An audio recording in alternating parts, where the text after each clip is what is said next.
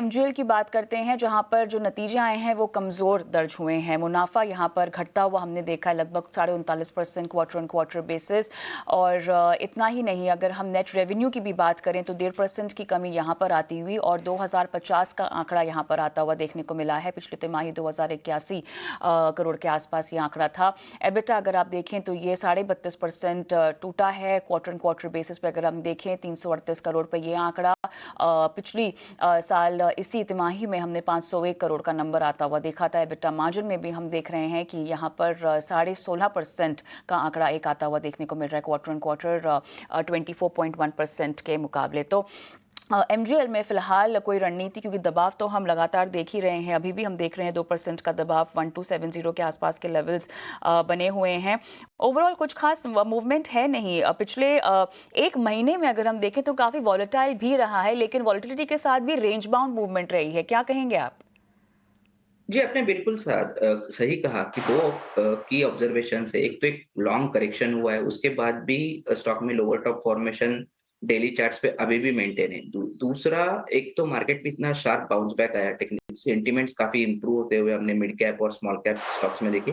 But MGL कहीं न कहीं ये रैली में मिस कर गया। अभी भी अपने लोअर लेवल्स के आसपास है, तो थोड़ा-सा वेट एंड वॉच का अप्रोच रहेगा। रिवर्सल का ज़रूर वेट रहेगा क्योंकि ये लेवल्स काफ़ी प्रॉमिसिंग है।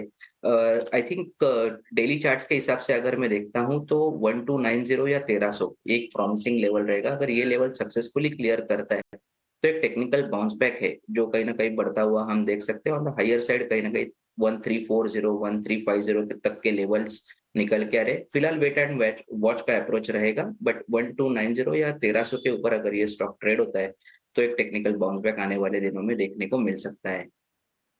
टेन वॉच यहाँ पर 1290 1300 तक के लेवल्स अगर देखने को मिलेंगे तो एक बाउंस बैक के साथ एक मोमेंटम कंटिन्यूटी का देखने को मिल सकता है।